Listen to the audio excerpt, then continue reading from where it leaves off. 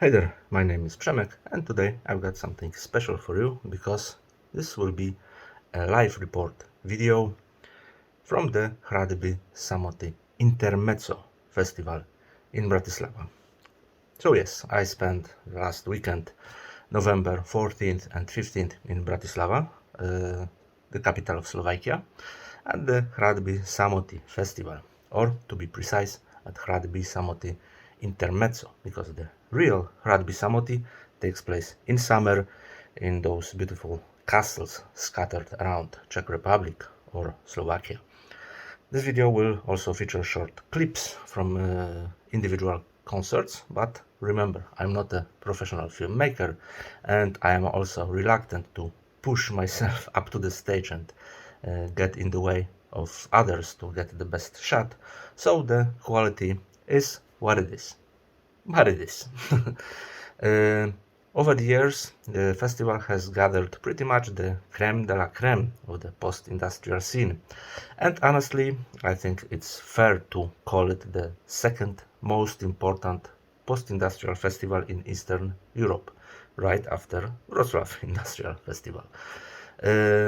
I've never been to any of the previous editions of Hradby Samoty, which I truly regret, but at least I redeemed myself a bit by visiting Bratislava for this intermezzo, and honestly, it was absolutely worth it. This was also my first time actually being in Bratislava for more than 2 hours. I passed through the city plenty of times, always around the railway station, always at night, always most of the times in late autumn. So, unsurprisingly, my mental image of Bratislava was, gray, cold, and depressing. So, I pass.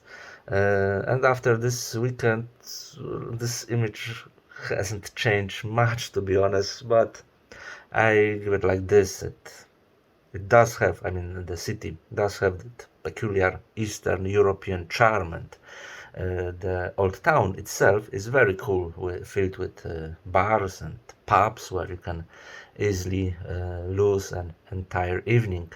I would absolutely love to come back here in spring or in summer, but not in mid-November.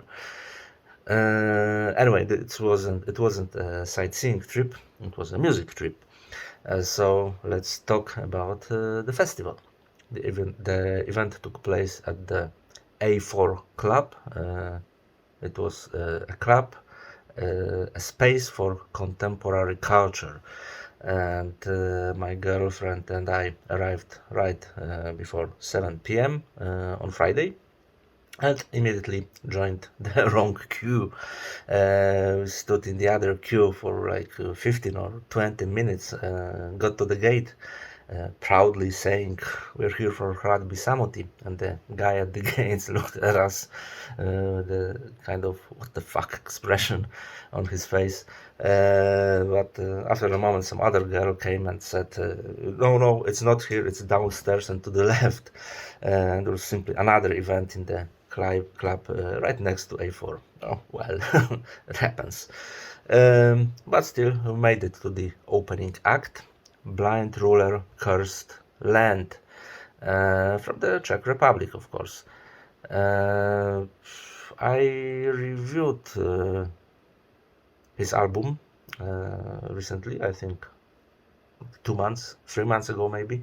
And before I get to the music, let me say the club is really, really nice. The bar is separated from the hall by a long corridor, and you also have to go downstairs.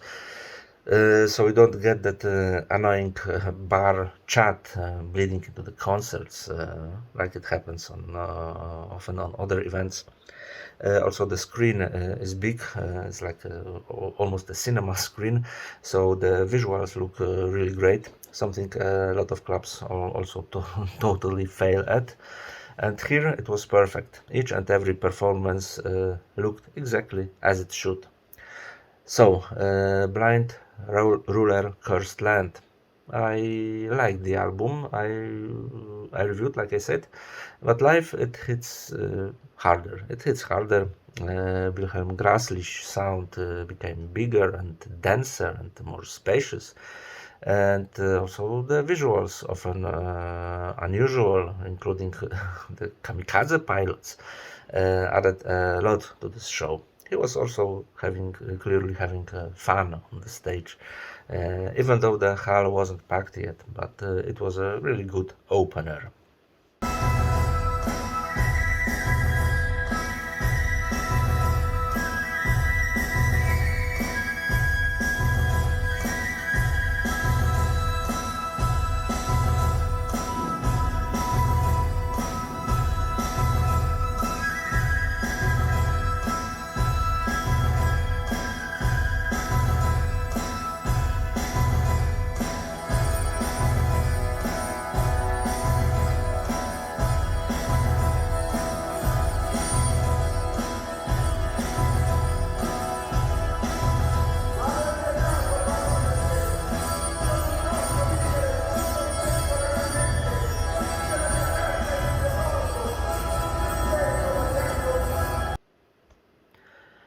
Yeah, and then came Inade or Inade. I never know how to how to pronounce this name, and this was my first time seeing them live.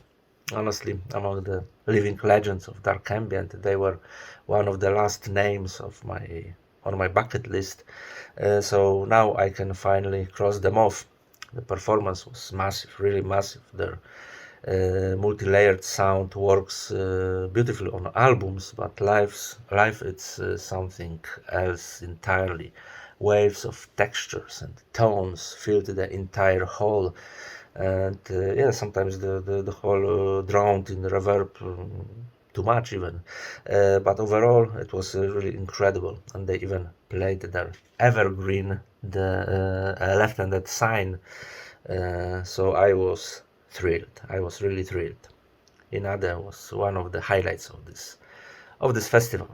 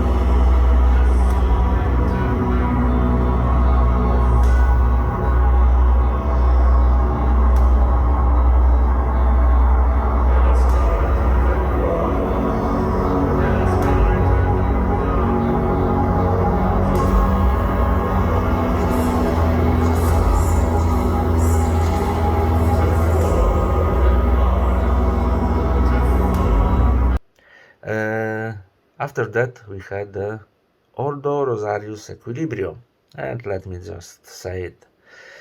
It was disappointing, and I kind of expected it, even though I have a lot of respect and sympathy to this project.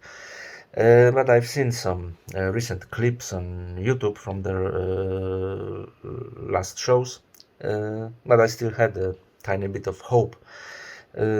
In the end, the show felt half-assed. Everything was playback except Thomas and Rosemary's vocals, and her voice her voice was barely audible. Also, they occasionally hit some percussion, but that was it. Everything else was from from playback, you know, and they could have at least put someone behind the console pretending to doing something, you know, turn knobs or whatever, or given Thomas a guitar to do this, you know, boom, boom, boom, boom, boom, boom, boom, boom, boom, boom, boom, this kind of play, you know, anything to make it feel more alive. Instead, we got not much, and also the visuals. You know, it was just a 5-minute loop of girls covered in Nutella making out, or at least I hope it was Nutella. In the end, it was mediocre performance, and that's a shame. Really, it's a shame.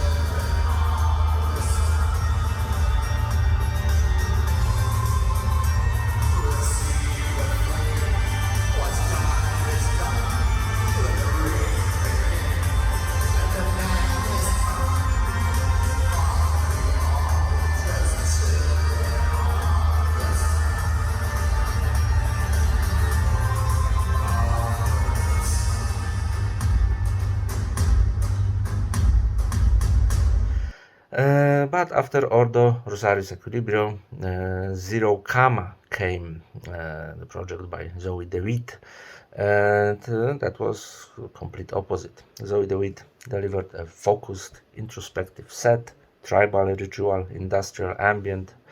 I think drawing a lot from the classic album The Secret Eye of Laila, or at least I think so, because I haven't listened to that album in years, but zero interaction with the audience, very inward, very hypnotic, a deep dive into your own head. You know, it was a great performance.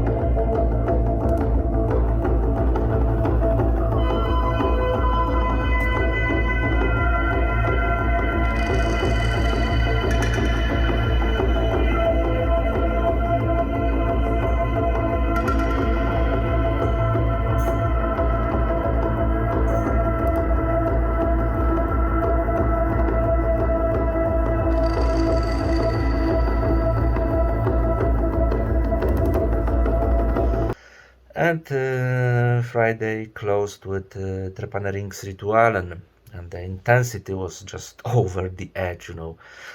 Thomas Ekelund looked like some kind of pagan priest, you know, resurrected specifically to perform some vile ancient ritual, you know, brutal music, aggressive lighting, in a good way. It was my second time seeing Trepaneringsritualen, and this show was far better than their show at Wrocław Industrial Festival. So you can like Trepaneringsritualen or not, but it's undeniably a unique phenomenon on the post-industrial scene.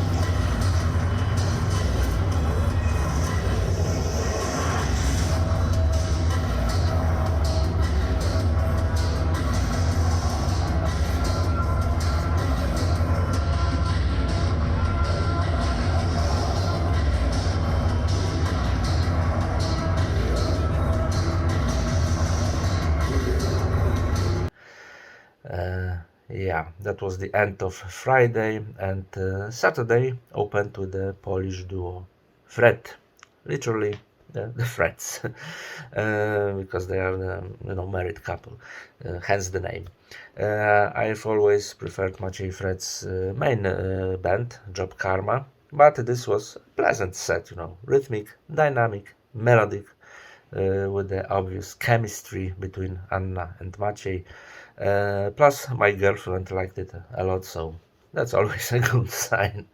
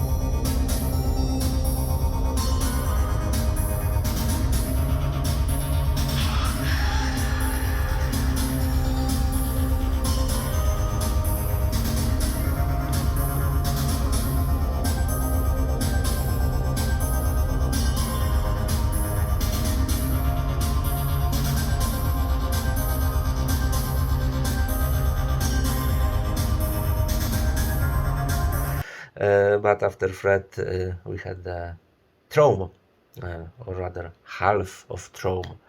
Only Stefan Knappe was there on stage. No idea why Martin didn't perform. If you know why, just leave the comment in the comment section. And maybe because of that, something felt missing. I think that maybe it was that synergy they usually have when they play together. It was still a good professional show, but out of the few times I've seen them, it was probably the least impactful, I think.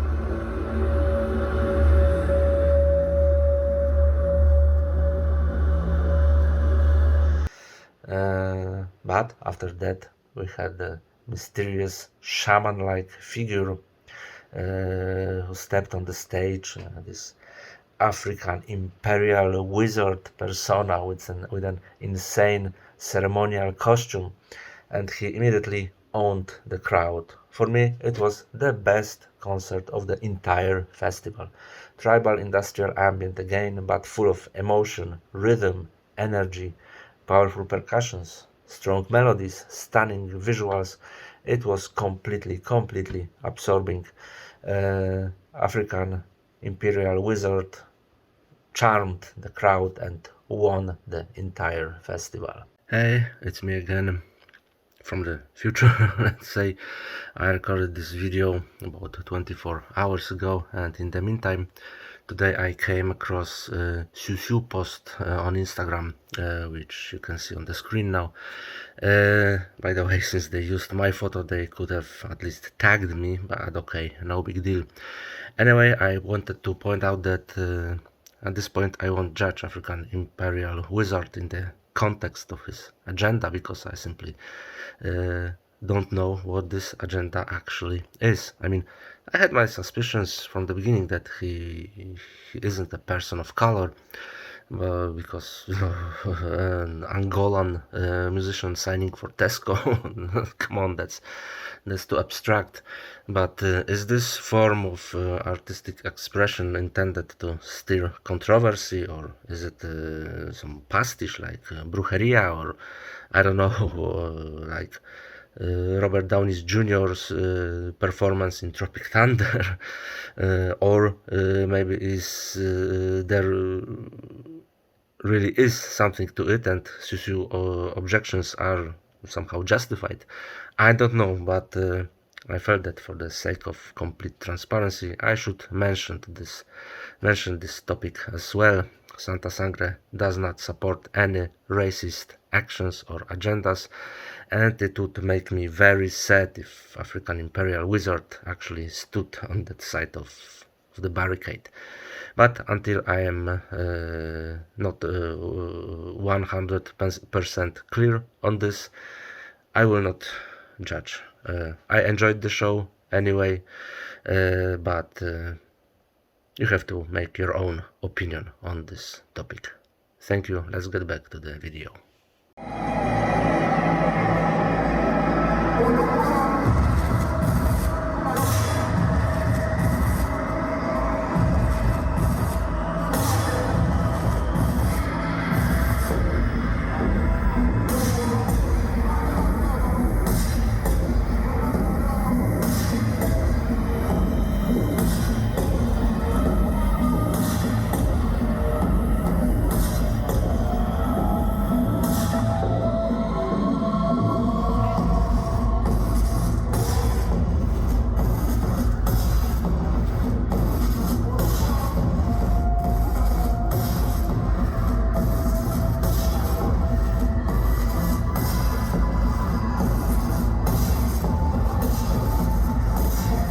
Then came the festival kind of, I don't know, wild card maybe, Xiu.